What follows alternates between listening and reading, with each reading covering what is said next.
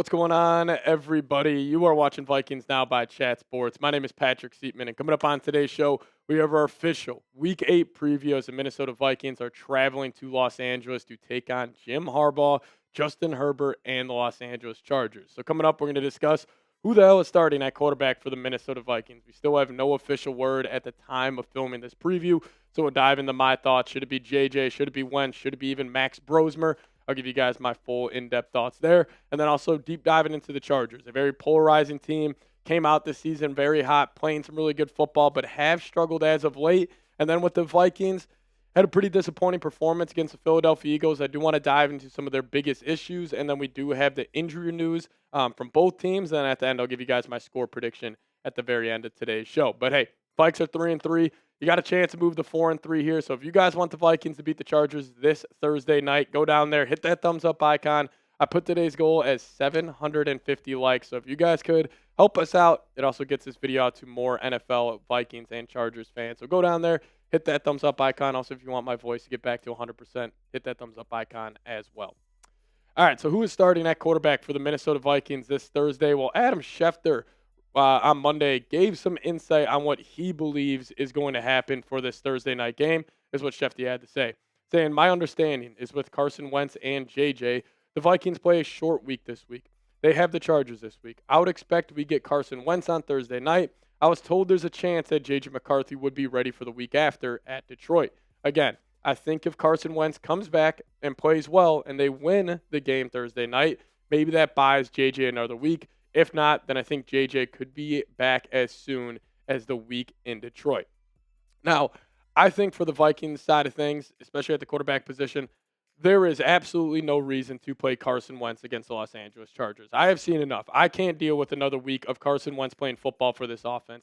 He was that bad against the Philadelphia Eagles. I mean, going back and watching the all-22 version of the quarterback play, he was just missing wide open touchdowns. He was incredibly inaccurate on some big-time throws where I honestly was looking at his play, and I was saying to myself, I feel like there are 45 quarterbacks in the world right now who could have won that game for the Minnesota Vikings. And you will never win a big game with Wentz. And that's what this Thursday night is. This is a big-time spot. You're on the road, short week. You're 3-3. Your backs are against the wall. You will never win a big-time game with Carson Wentz. So might as well go to J.J. McCarthy. And if J.J. McCarthy, let's just say that ankle injury is as serious as they're leading on, then go to Max Brosmer. What do you have to lose? You don't have a true franchise quarterback yet. Might as well try to find the answer to that question because we all know what Carson Wentz is. We know his downsides. We know his negative play. It can really derail an offense. So even if J.J. McCarthy can't play this Thursday, I am going to Max Brosmer because Max Brosmer, to give him credit, he looked pretty good during the preseason.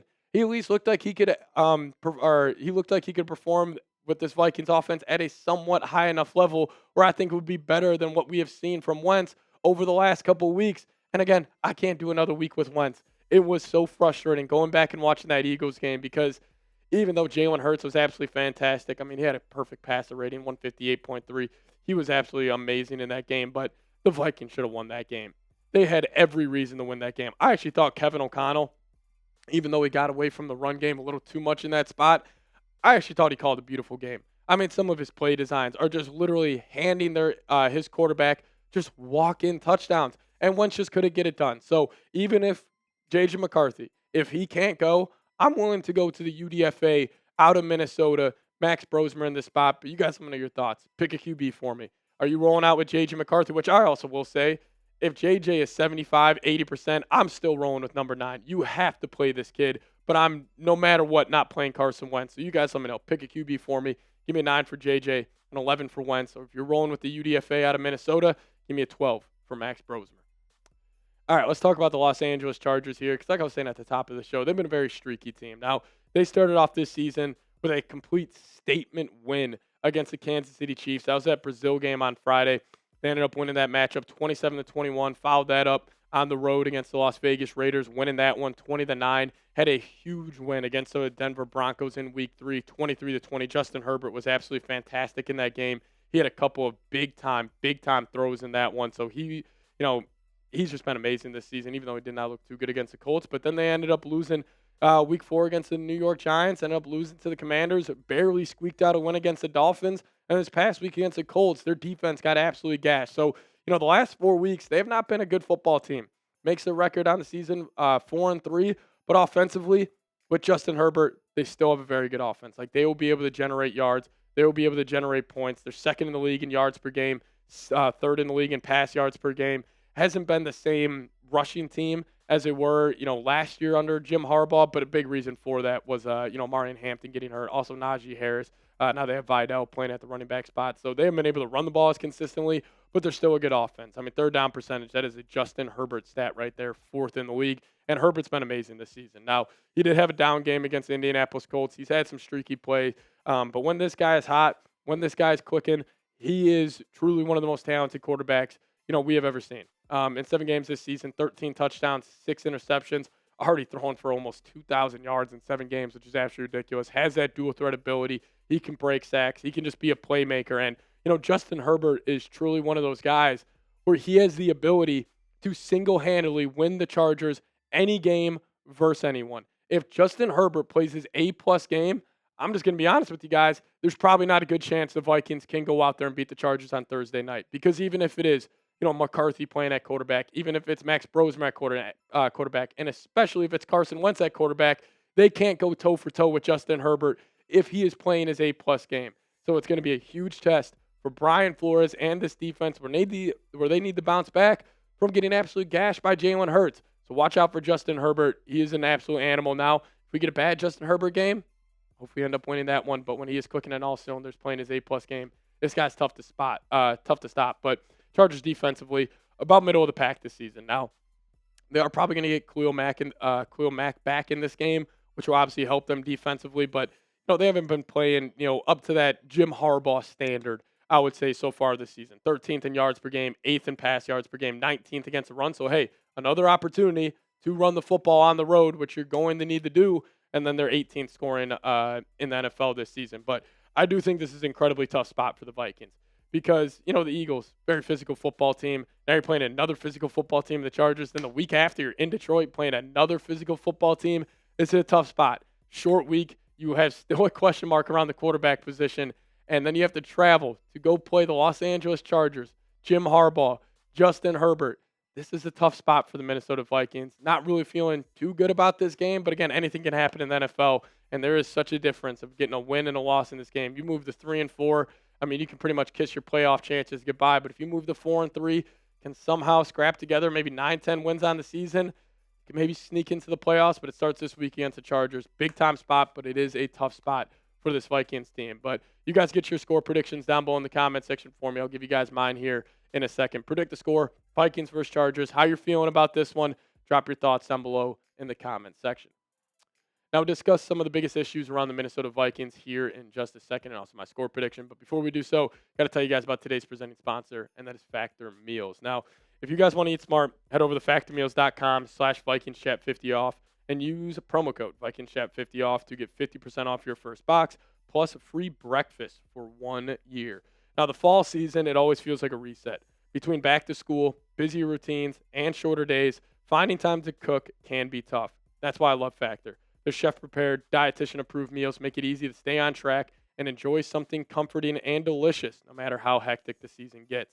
And I also love Factor because they got more variety and more meals. You can choose from a wider selection of weekly meal options, including premium seafood choices like salmon and shrimp at no extra cost. And if you guys want to help yourself and support your wellness goals, they have even more GLP-1 friendly meals and new Mediterranean diet options packed with protein and good for you fats. So head on over to factormeals.com/VikingsChat50 off and plug in that promo code VikingsChat50 off to get 50% off your first box plus free breakfast for 1 year. That's code VikingsChat50 off at factormeals.com for 50% off your first box plus free breakfast for 1 year. Get delicious, ready-to-eat meals delivered with Factor. This offer is only valid for new Factor customers with code and qualifying auto-renewing subscription purchase, but this link will be for you guys in the comments section and description of today's show. So after going back and watching the All-22 version of the Vikings-Eagles game, I just want to dive into 5 big issues I have with this team, and there's no doubt the biggest issue the Vikings had against the Eagles, it was the quarterback play. After going back and watching it, there was maybe about 45 quarterbacks on the planet right now that could have won this game for the Minnesota Vikings. Carson Wentz, yes, he threw for 300 yards. Yes, he had some big time plays, late in that game. I do appreciate Wentz's toughness, but he just wasn't good enough. He was flat out terrible in big time spots. Also in the red zone, this guy was bad. I mean, he missed a wide open touchdown to CJ Ham, missed a wide open touchdown to Jordan Addison. He, on a couple of throws to Justin Jefferson, especially late in that game, he's not even giving 18 a chance to go make a play on the football. Like, I just don't understand why Kevin O'Connell, why he's not just saying, hey, clearly we can't win with Wentz. Let's just go the Brosmer. Let's go the J.J. McCarthy. So the consistent quarterback play, that's definitely been one of the Vikings' biggest issues. And it even stems back to, like, the Steelers and Browns game. Like, that Browns game, he was terrible until that last drive. The Steelers game, he was terrible for majority of the game. So he's got to be more consistent. Maybe you get that with a guy like Max Brosmer, who, KOC, he has raved about him being a great, preparation quarterback. He's a great processor. He can get the ball out quick and on time. Maybe you go to a guy like that over Wentz because, he just can continue to shoot this team in the foot. And, another big issue, obviously the run game. And this is probably the only gripe I have with Kevin O'Connell from the Eagles game. We talk about Carson Wentz being an absolute disaster. Well, how about you don't have him throw the ball 42 times? Because, yes, you were down in that game early, but it's not like you were down 21-3, 24-3, where you're down 3 possessions. You were mostly down 2 possessions in that game, and he just completely got away from the run, where you had 4 of your 5 starting offensive linemen out there. You got Christian Darrisaw, one of the best left tackles, Brian O'Neill, a guy at Donovan Jackson who you spent a first-round pick on, a guy in Will Fries who you gave $88 million, and a guy in Jordan Mason who I still think is one of the most underappreciated, undervalued running backs in the league, and you don't stay with the run game. I'm tired of seeing Xavier Scott. I don't think he should get too much more run. He just doesn't really have too much juice, especially after watching the film. He was just missing wide open running lanes. But stay more committed to the run, especially on the road. Whoever is in that quarterback, that's how you help kind of slow the game down, get him in more advantageous spots, especially on third down. So the run game, definitely an issue. And then the self-inflicted wounds. I mean, listen, I think the Vikings end up getting gypped on a couple of big-time calls in that Eagles game. I mean, the holding call on Brandell, it was one of the worst holding calls I've ever seen. I mean, he swipes down on his hands. That is never called a hold in the National Football League. I can't believe they called that. But the Vikings, pre-snap penalties, still an issue. Like, obviously, the self-inflicted wounds, that also goes back to the quarterback play. When your head coach and your offensive coordinator is dialing up wide-open touchdowns, you got to be able to hit them. And when you don't, you're going to lose a lot of football games. And it also ties into the red zone and third down efficiency. The Vikings this season is they are one of the worst third down offenses. And also in the red zone, you go there 6 times against the Eagles. You score 1 touchdown. You are not going to win a lot of games like that, especially when you lose the turnover battle. So that needs to be for sure cleared up this weekend or this week. Oh, sure, no doubt going to lose to the Chargers. And also defensively, got to limit the big plays.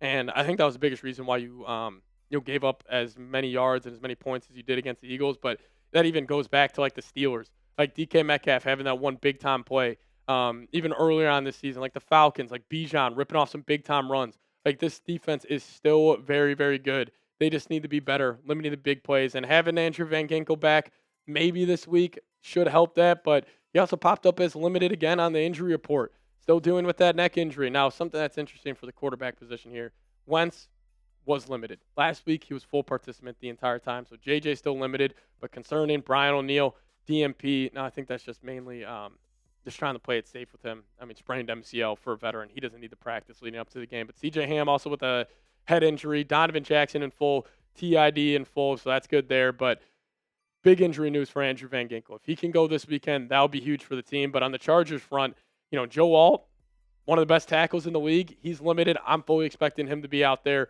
and ready to go. Should get Khalil Mack. He'll also probably be out there this week. But the Chargers are getting healthy.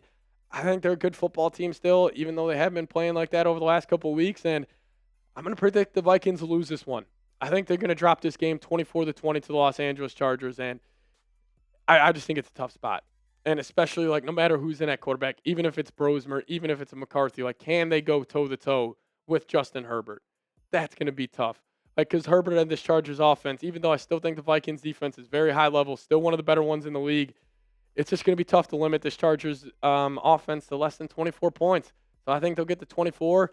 I think the Vikings will be kind of more the same as it was last week. I think they're not going to be too successful in the red zone. So maybe I'm trying to jinx the Vikings here, predict a loss. They end up winning, but I got the Chargers winning 24-20 in this game. And if you guys made it to the end, we appreciate you. Hit me with a skull down below in the comments section. It's going to be a fun game. We'll be also live here on the channel, so make sure you guys tune in then. And also hit me up on Twitter if you guys want any more Vikings thoughts and content on your Twitter timeline.